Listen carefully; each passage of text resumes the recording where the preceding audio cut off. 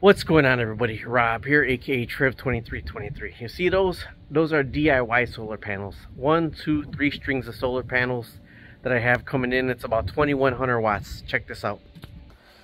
That right there is a DIY solar inverter. It can bring in up to 3000 watts. That's a battery I made myself. 48 volt. It's only 1 kilowatt hour battery. About $600 to make that. $850 for that solar inverter.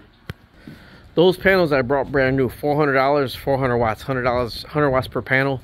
Those are 360 watts per panel, 24 volts. I bought those. Okay, so this is about these solar companies that are charging $30,000, $20,000 to connect your solar panels for you, connect your solar system. Well, you're gonna save so much money on your electricity bill. You're gonna save so much money on your electricity bill.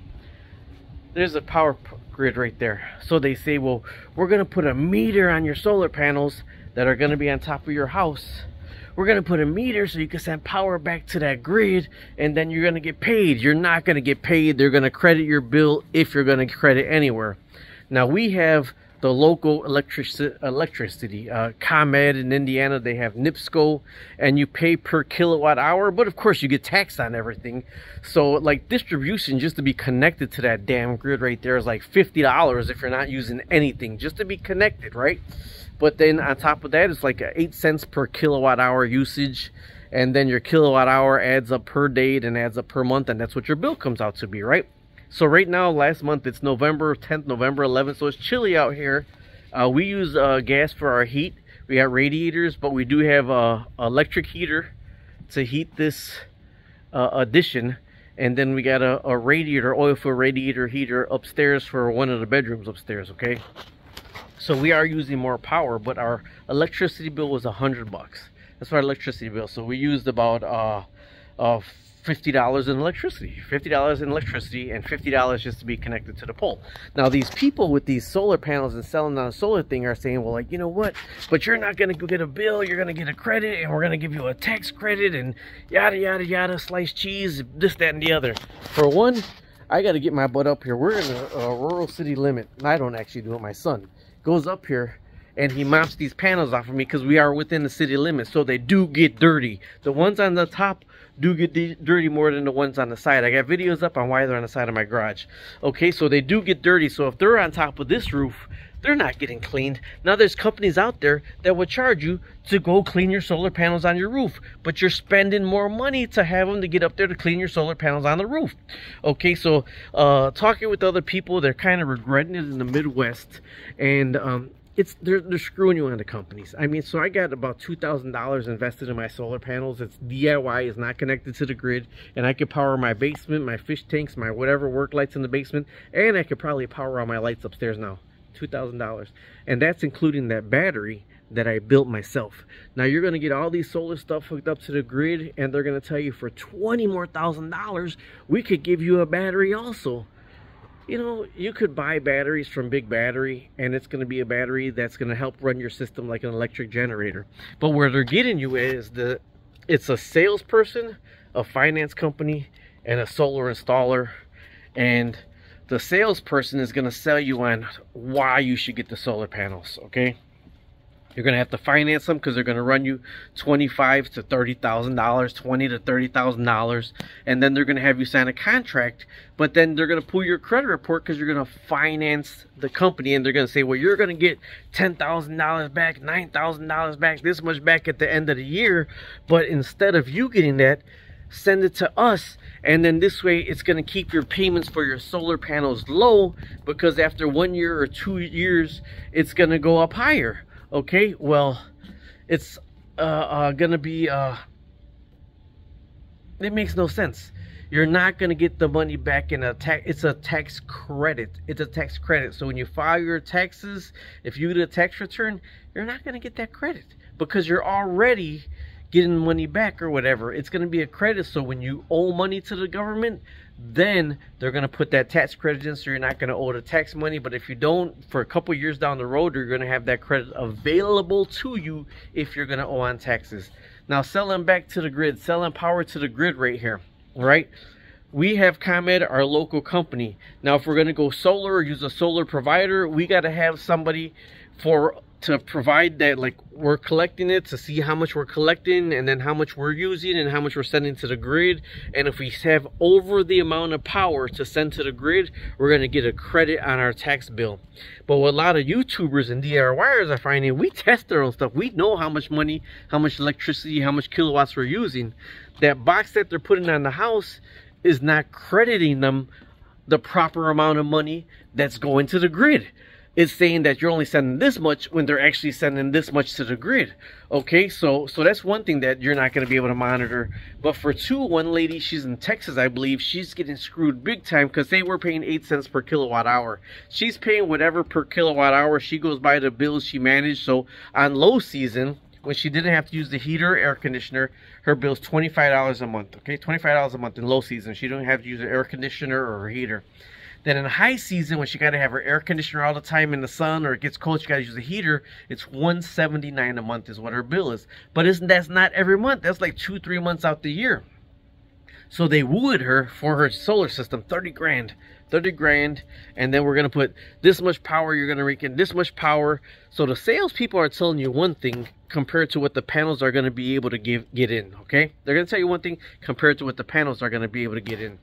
But then in the contracts, it's going to say exactly what you're supposed to be getting in or supposed to be doing. So the contract is going to say, well, it can save you up to 70% on your electricity bill. But if the salesperson tells you you're not gonna get an electric bill, it's gonna be 100%, the panels are gonna power your whole house, this, that, and the other. If it is not in that writing, it's not written down, it's not contracted, you're screwed. There's nothing else you could do. Another thing with these solar companies that are coming out is there's clauses that if you intend on suing us, you owe us $5,000, $10,000 up front before you can sue us, which is in a contract that people are signing, right? So they're trying to do class actions, and what you'll find out is a lot of these solar companies are bankrupt and still running. How are they bankrupt and still running? Because they're filing bankruptcy because they're getting class action lawsuits because stuff is not panning out. Because they file bankruptcy, guess what? They don't got to warranty your stuff anymore. That company's closed. That company filed bankruptcy. Some of them are saying, well, we'll pull the panels down one time if you need a new roof and then put them back up. You ain't going to hear from them again. You ain't going to see them again. That's not going to come true. Okay, they're going to charge you $4,000, $5,000 to take them back down and put them back up if you need a new roof. I had a friend that got them, and he's paying $220 a month for his solar panels. $220 a month, and he still had a high utility bill. His is NIPSCO gas and electricity. He still had a super high one because they got electric heaters and it doesn't cover the no they got gas heaters and it saves on electricity, so they're still using the same amount of gas, so their bills are still high. You know, the people with the central air, these solar panels, you need a ton of solar panels, a ton of them to cover the central air. So what another lady in Texas found out is that somebody that a YouTuber that I know, that when they had them put on, that they said 40 solar panels would cover all the utilities for the house. 40 solar panels would cover all the utilities for the house. So when they financed everything and had everything put on, they qualified for 21 solar panels. They had 21 solar panels put on their house, half of what they need to power all of their house, but they signed the contract, so they're stuck in the contract.